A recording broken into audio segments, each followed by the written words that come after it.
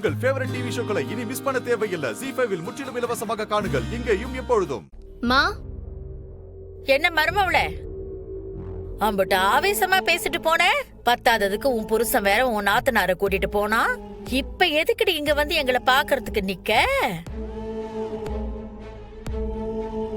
உங்களை பார்க்க மனுஷன் வருவானா? அம்மா எங்க? நான் அவங்கள பார்க்க தான் வந்தேன்.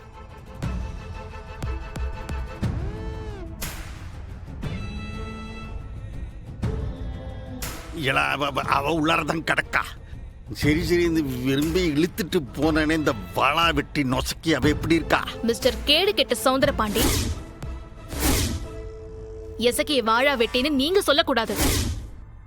அவனை கட்டினவன் இருக்கானே முத்துப்பாண்டி, அவன் தான் சொல்லணும், சரியா? அதே மாதிரி சண்முகம் யாருக்கும் தெரியாம திருட்டுத்தனமா ஒன்னும் அவன் தங்கச்சிய கூட்டிட்டு போகல. மேளதாளத்தோட ஊரறிய கூட்டிட்டு போயிருக்கான். அதுவும் சும்மா போகல, என் மாமாவோட கேவலமான நடவடிக்கையை பாருங்கன்னு ஊரு முழுக்க சொல்லிட்டு போயிருக்கான். ஆமாய்யா, அந்த பெட்டு நோட்டீஸ் எல்லாம் நானும் தான் பார்த்தேன்.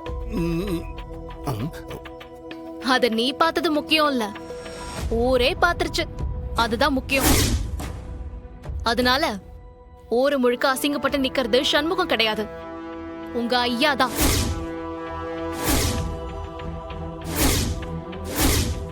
அந்த நோட்டீஸ படிச்சு ஊரே அவர்தான் காரி துப்புது.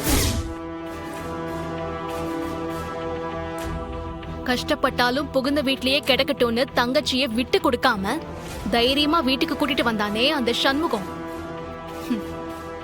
அவன் தான் மனுஷன்னு ஊரே பேசிட்டு இருக்கு. பேசி கீக்காங்க. 4 காசை விட்டு அடைஞ்சா எல்லாரும் என் பக்கம் பேசுவாங்க. அங்கதான் நீங்க தப்பு கணக்கு போடுறீங்க மிஸ்டர் சௌந்தர பாண்டி. நீங்க காசு கொடுத்தா உங்க சார்பா பேச வைக்க முடியும். ஆனா சண்முகம் அவனோட மனசால ஊர் ஜனத்தையே ஜெயிச்சு வச்சிருக்கான். அந்த வகையில ஒரு அண்ணனாவும் சரி, ஒரு மனுஷனாவும் சரி, சண்முகம் கெத்தா ஜெயிச்சு கம்பீரமா நிக்கிறான். மனுஷனாவும் சரி, ஒரு மாமனாராவும் சரி. நீங்க தான் அசிங்கப்பட்டு உட்கார்ந்துருக்கீங்க. இதெல்லாம் ஒண்ணும் உங்களுக்கு புதுசு இல்லையே. இதுக்காக நீங்க வருத்தப்பட போறதும் இல்ல.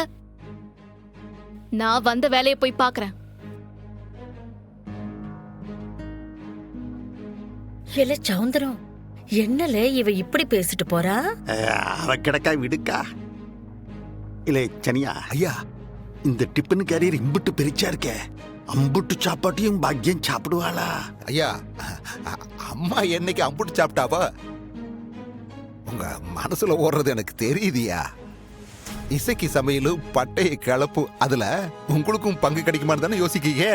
இல்லை சனியா, பொறு பரணி போன உடனே எப்படி நிறைய சோறு மிச்சம் இருக்கும், அதை நைஸா நாம எல்லாரும் சாப்பிட்டுருவோம். ஏலே தம்பி, அட பாவி, ஒரு சாப்பாட்டுக்கு மானங்கட்டு நிக்கிற மாதிரி நிலைமை ஆயிடுச்சேடா. அக்கா, என்னக்கா நீ சொந்த வீட்டுக்குள்ளே மானமாவது மரியாதையாவது? ZEE5 ஆப்பை டவுன்லோட் செய்து அனைத்து எபிசோடுகளையும் இலவசமாக பாருங்க.